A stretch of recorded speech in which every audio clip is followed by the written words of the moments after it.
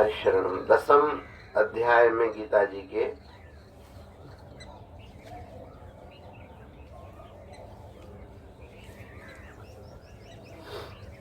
हम लोग तीसरे श्लोक तक पहुंचे थे ना।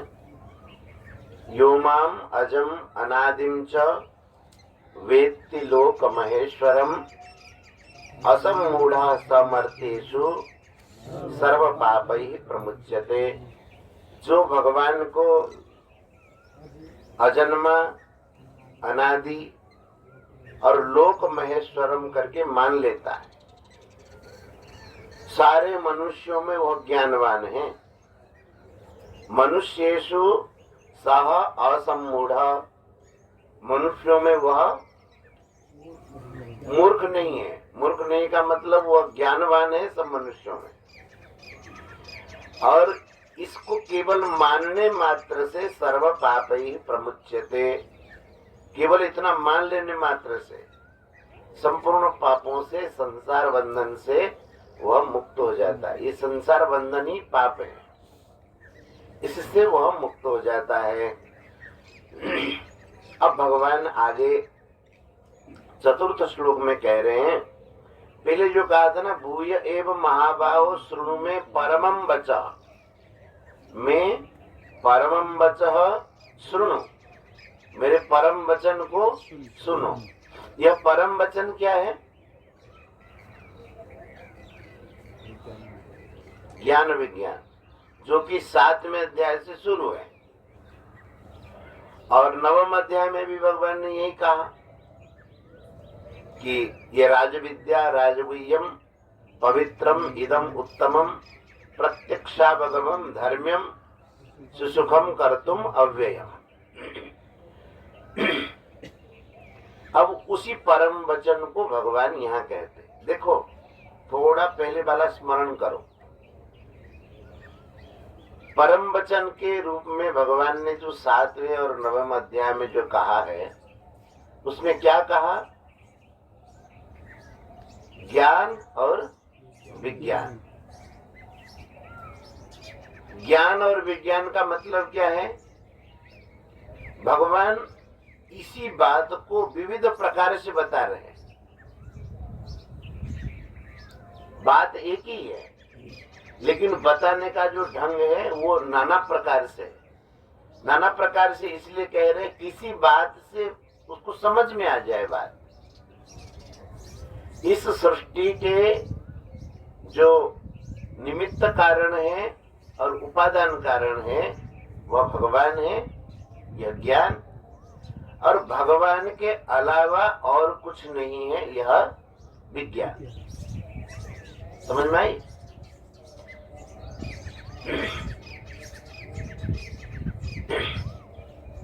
इसके लिए भगवान ने बताया था, जैसे 7वें अध्याय में स्मरण करो, रसो मप्सुकम तेय प्रभास्मि शशि सूर्ययोः प्रणवः सर्ववेदेषु शब्दः खे पौरुषम नृषु। भगवान ने यहाँ जो ये पंच तत्व हैं, पृथ्वी जल तेज वायु आकाश, इनमें तन्मात्रा के रूप में अपने आप को बताया।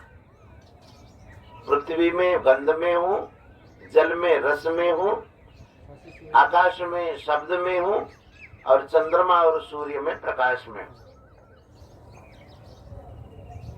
और भी प्रकार प्रकार से बताया। कैसे? हाँ, वो है। और 9वें अध्याय में भी इस बात को बताया। अब भगवान उसी बात को एक भिन्न ढंग से बताते हैं। ये तो पृथ्वी जल तेज वायु आकाश की बात हो गई। हमारे भीतर विविध प्रकार के भाव प्रकट होते हैं। भगवान कहते वो भाव भी मैं ही हूं। समझ में आई कि नहीं? जैसे पृथ्वी में गंध है, जल में रस है, तन्मात्रा के रूप में भगवान ने बताया। तो यहाँ कहते हैं कि मनुष्य के भीतर जो भाव प्रकट होता है, वो भाव भी और कोई नहीं है, वो भी मैं ही हूँ। ये भाव रूप से भगवान अपनी विभूतियों का वर्णन कर रहे हैं। देखो, ये 10वां अध्याय का जो नाम है, क्या नाम है? विभूति योग। विभूति योग का मतलब सारे संसार को अगर हम भगवान की विभूति मानते हैं तो हमारा योग संसार के साथ नहीं होगा, भगवान के साथ होगा। उसी बात को भगवान विभूति योग के माध्यम से कह रहे हैं। भगवान कह देंगे संक्षेपता से और उसको हम विस्तार करके समझ सकते हैं। तो अब भाव रूप से भगवान अपनी विभूतियों का वर्णन कर रहे हैं। कहते बुद्धिर्ज्ञानम सम्मोह समा सत्यम दमः शमः सुखम दुःखम भवो भावो भयं चावयमेव च अहिंसा समता तुष्टि तपोदानं यशो यशः भवन्ति भावा भूतानां मत्त एवं पृथक विधाः। बोले ये भी जो स्वभाव है, बुद्धि, ज्ञान, असम्मोह माने अज्ञानत, असम्मोह, सम्मोह माने अज्ञान और असम्मोह माने ज्ञान होना। बुद्धिर ज्ञानम असम्मोह, क्षमा, क्षमा भाव, सत्यम, दमः, समः, इंद्रियों को संयमित करना, ठीक है, और शम, सुख, दुखम, सुखम दुखम, भव अभव, भव माने सृष्टि का उत्पत्ति होना, अभव माने इसका विनाश होना, भयम च अभयमेव च, भय होना और अभय होना, ये सब भाव है। और भगवान ने कहा अहिंसा, ये भाव है, समता भाव, संतुष्टि तुष्टि, तपः दानम, जसः, जस माने सम्मान और अपजस अपमान। बोले प्राणियों का ये जो विविध प्रकार, ये 20 भावों का यहाँ उल्लेख किया है। कितने भाव गिन के देखो, बुद्धि, ज्ञानम, असम्मोह, क्षमा, सत्यम, दमः, समः, सुखम, दुःखम, भवः, अभवः, भयम, अभयम, अहिंसा, समता, तुष्टि, तपो, दानम, जसः, अजसः। हो गए 20। बोले ये जो 20 प्रकार के भाव है, और इसके अलावा और भी अगर कोई भाव हो तो वो भी शामिल हो जाएगा। जैसे हम कहते थे ना, आदि आदि, 2-4 आदमियों का नाम गिना, बाकी ऐसे ऐसे ऐसे नहीं लेते। प्रमुख 2-4 आदमी गिना लेते, जैसे इंद्रादि प्रमुख, ऐसा कह देते। मुख्यता से इंद्र है और उनके साथ और देवता है। बोले इन भावों के साथ साथ और भी जितने भी भाव है, भवंती भावा भूतानाम, जितने भी भाव है, मत्त एव पृथक विधाः, पृथक पृथक प्रकार के जितने भी भाव है, भगवान कहते ये मेरे से ही उत्पन्न होते। इसका मतलब क्या है? भगवान ने कहा कि जब मेरे से ये भाव उत्पन्न होते हैं, मेरे से इनकी पृथक सत्ता है नहीं। सृष्टि करने वाला भी मैं ही हूँ और भाव भी मैं ही हूँ, ऐसा बताया भगवान ने। यह परम वचन, परम वचन का मतलब वही ज्ञान विज्ञान की बातें। ये भाव रूप से विभूतियों का वर्णन करने के बाद भगवान अब कहते हैं, महर्षयः सप्त पूर्वे चत्वारो मनवस्तथा मद्भावा मानसा जाता येषां लोक इमा प्रजाः। उसके बाद भगवान कहते सृष्टि में जितने भी लोक हैं, लोक माने लोग, जितने भी सृष्टि में लोग हैं, लोग माने मनुष्य, और मनुष्य केवल नहीं, जितने भी प्राणी हैं, ये सब मेरे ही विभूति, ऐसा भगवान कहते हैं। अब अच्छा, इसको कहने के लिए क्या करेंगे भगवान? मुख्य मुख्य जो है उनका नाम गिनाएंगे। तो भगवान कह रहे हैं कि महर्षयः सप्त पूर्वे, जो सबसे पहले उत्पन्न हुए कौन? 7 महर्षि, ठीक है। और उनसे भी पूर्व महर्षयः सप्त पूर्वे 4, उनके पहले 4 सनकादि, ब्रह्मा जी के जो ये मानस पुत्र हैं। अच्छा, उन्हीं से ही तो सब सृष्टि की परंपरा है।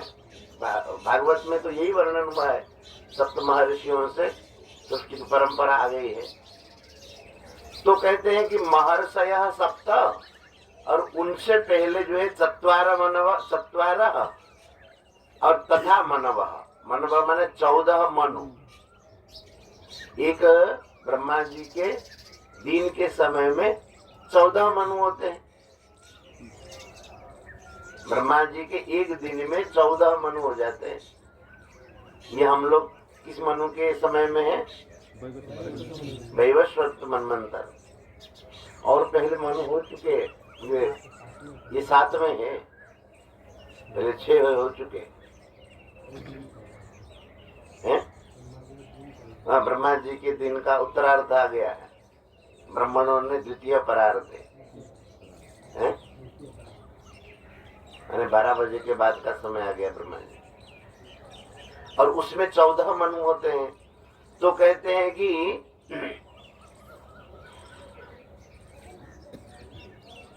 महर्षयः सप्त पूर्वे 4 मनवस्तथा मदभावा मानसा जाता, ये सब जो है मेरे मन से उत्पन्न हुए हैं, और मदभावा ये मेरे में भाव रखने वाले। ये साम लोक इमा प्रजा, ये सारी सृष्टि में जितने भी खरगोश से लेकर के सब, जितने भी सृष्टि में जो कुछ है, इनकी ही प्रजा है। समझ में आई? इन्हीं से ही सब सृष्टि उत्पत्ति हुई है। तो ये कहना चाहते हैं, सृष्टि में जो कुछ है प्राणी आदि के रूप में, और जो कुछ उनके भाव के रूप में है, वो सब में ही है। ज्ञान विज्ञान में यही तो कहते हैं। तो प्रमुख प्रमुख गिना दिए कि अब किन किन का नाम गिनाया गया। हम लोग तो उस समय आए नहीं थे, हम लोगों का नाम गिनाए तो। इसलिए भगवान ने कहा कि महर्षयः सप्त 4 मनवः 4 महर्षयः सप्त पूर्वे 4 तथा मनवः 14 मनु, ये मेरे में सब भाव रखने वाले मेरे भक्त हैं, और मेरे ये मानस पुत्र हैं। मदभावा मानसा जाता ये साम लोक इमा प्रजा, सारी सृष्टि इनकी ही प्रजा है। इसका मतलब यही, सृष्टि में जो कुछ भी भाव रूप से है और व्यक्ति आदि के रूप में है, ये सब मेरी ही विभूति है, मेरे से अलग नहीं है। यह ज्ञान का वर्णन कर रहे भगवान। इस बात को जो जान जाता है उसको क्या मिलता है? एताम विभूति योगम च मम यो वेत्ति तत्त्वतः सो विकम्पेन योगेन युज्यते नात्र संशय। एताम विभूतिम योगम च मम यो वेत्ति तत्त्वतः, जो मनुष्य मेरे इस विभूति को और योग को, योग माने सामर्थ्य। देखो, विभूति को और योग को भगवान ने क्यों कहा? पहले देखो जो बताया कि ना, बुद्धि ज्ञानम असमोह क्षमा सत्यम दमा सम, ये भाव है। 20 प्रकार के भाव है, ये भगवान की विभूति। और ये जो महर्षयः सप्त और उनसे पूर्व 4 तथा मनवः, ये भगवान की मानस संतान है। बोले ये भगवान की शक्ति है, भगवान का सामर्थ्य है। क्या क्या सामर्थ्य? सामर्थ्य यही है, मन से उत्पन्न कर दे, संकल्प से ही सृष्टि बना दे।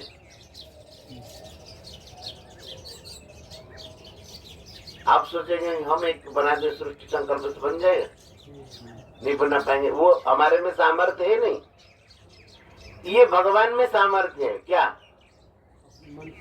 मन से ही सृष्टि प्रकट कर दे। तो बोले दो बातें हुई ना, विभूतिम च योगम। भगवान की विभूति बुद्धि ज्ञान आदि के द्वारा बताया, और योग मतलब ये भगवान के मानस संतान है।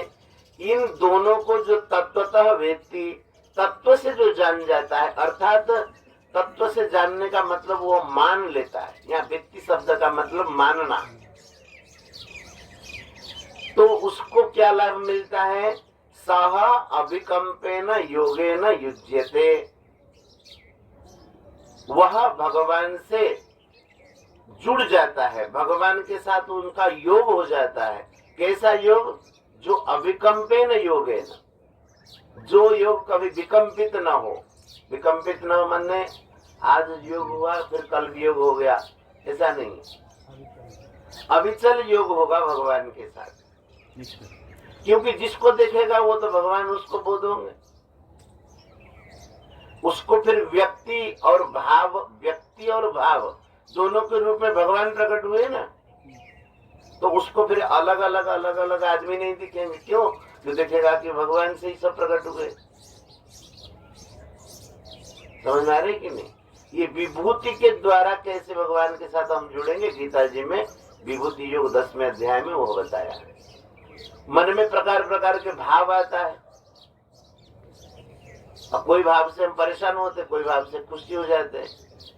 और तो कहते भाव भी भगवान से उत्पन्न है, इनकी स्वतंत्र सत्ता नहीं। तो दोनों को जब समझ जाएगा, जान क्या जाएगा, मान लेगा ये भगवान से उत्पन्न है, तो कहते अभिकंप भक्ति योग से भगवान से जुड़ जाएगा। अर्थात भगवान में उसकी हर समय भक्ति होगी। जिस समय जिसको देखे उसको भगवान याद आएंगे, और कौन याद आएगा? इसलिए कहते अभिकंपेन योगेन, उसका योग कभी विचलित नहीं होने वाला है। जैसे हम आधा घंटा बैठ के ध्यान करेंगे, अब उस समय लगेगा कि भगवान के साथ योग हो गया, बाकी जब कार्य करने लगे तो लगेगा कि वियोग हो गया। भगवान कहते ऐसा नहीं, 24 घंटे भगवान के मेरे साथ उनका योग होगा। अभिकंपेन योगेन युज्यते। कोई इसमें संदेह भी कर सकता है, ऐसे कैसे हो जाएगा? योग तो बहुत बड़ी चीज है, इसको मान लेने मात्र से कैसे योग हो जाएगा? भगवान ने कहा अत्र न संशयः, इसी में किसी प्रकार का संदेह नहीं है। जहाँ लोग संशय करने वाले लोगों को, जहाँ संशय होने वाला है, भगवान वही कहते हैं नात्र संशय, इसमें कोई संदेह नहीं है। मान करके देखो तो सही। प्राय लोग प्रश्न करते हैं कि महाराज मानने से क्या हो जाएगा, ऐसा कहते, मानने से क्या होगा? तो जितना कुछ माने हुए तो है। अब जैसे मान लीजिए कुंभ मेला यहाँ समाप्त हो गया, आप मान लीजिए कुंभ मेला के बाद आए हैं ना, आपको हम कह रहे यहाँ बहुत सारे संत आए थे और मेला खूब आनंद पूर्वक हुआ, तो आप मानते हैं कि जानते हैं? मानते हैं। कैसे? जैसे आप मैंने विश्वास कर, तो ये माना है ना आपने। इस जगह का नाम जो ब्रह्मर्षि वाटिका, आपने माना है ना। तो सारा संसार तो मानने से ही होता है। अब जैसे आप यहाँ आकर के बैठे कि महाराज जी से गीता सुनेंगे, तो आपको क्या पता है कि मैं गीता जानता हूँ? पता था क्या? किसी से आपने माना कि पता था कि महाराज जी गीता जानते हैं? मेरे से जो पहले होगा वो जानता होगा कि महाराज जी गीता जानते हैं, क्योंकि मैं जब गीता पढ़ा था तब वो देखे होंगे। नहीं समझ में आई बात? भाई हमारे जो गुरु होंगे वो जानते होंगे कि इन्होंने गीता अध्ययन किया हमारे से। तो मेरे बाद जो है वो कैसे जानेंगे कि गीता अध्ययन किया? मैं कोई दिन भर में आपको दिखा करके तो गीता अध्ययन करता नहीं हूँ, तो आप कैसे जानेंगे? इसीलिए कहते जान नहीं सकते, इस बात को मान मान सकते हैं। भगवान की लीला इस क्षेत्र में हुई है, ये हम मानते हैं। यही तो कहते हैं कि जो हमारे से पूर्व होते हैं हम उनको जान नहीं सकते। नहीं समझ में आई बात? हमारे से जो बाद वाले होंगे उनको आप जान जाएंगे ना, आपके पहले वाले को आप कैसे जाने? इसलिए मानना। यहाँ भी जो कहते हैं एताम विभूतिम योगम च मम यो वेत्ति तत्वतः, जो तत्वतः ये मान लेते हैं ये भगवान की विभूति और योग है। भगवान कहते सोविकंपेन योगेन युज्यते, उनका हर समय मेरे साथ ही योग हो जाता है, इसी में किसी प्रकार का कोई संदेह नहीं। तत्व तो जो शब्द यहाँ इस्तेमाल किया जो कौन दिखाई पड़ता? तत्वतः तो ये है कि दिखता तो आपको नहीं है, आपको दिखता तो नहीं है। महर्षि प्रकट हुए थे, 7 महर्षि मनु प्रकट हुए थे, अब ये 7वां मनवंतर चल रहा है, आपको दिख थोड़ी रहा है। शास्त्रों से आप मानते हैं ना। तत्व शब्द का हाँ, तत्वता का मतलब जो दिखाई ना दे, भीतरी बात हो, उसको तत्व कहते हैं। तत्व शब्द का अर्थ ही है जो हमारे इंद्रियों के द्वारा गोचर न हो, बुद्धि के द्वारा भी गोचर न हो। मान इंद्रियों से, बुद्धि से हम जिसको जान नहीं सकते, भीतरी बात है, उसको तत्व कहते हैं। हर चीज की एक तत्व, हर चीज का एक तत्व होता है। अब जैसे ये गीता जी का एक ग्रंथ, अब ऐसे कोई ग्रंथ को देख लेगा तो गीता जी में क्या है वो देख लेगा क्या? उसके तत्व को जानेगा तब देखेगा। नहीं समझ आई? है? अब हर चीज देखिए ना, कोई तबला बजाता है, उसका भी एक तत्व होगा। लग रहा है कि उसका हाथ ऐसे घूम रहा है, तो आप ऐसे से हाथ करने से क्या बच जाएगा? ठीक, उसका एक तत्व है ना। तो हर विषय के जो भीतरी बात को उसको कहते हैं तत्व, जो बाहर दिखाई ना दे लेकिन उसका भीतर है वो, उसको तत्व कहते हैं। समझ में आई कि नहीं? आज यहीं पर विश्राम देते हैं।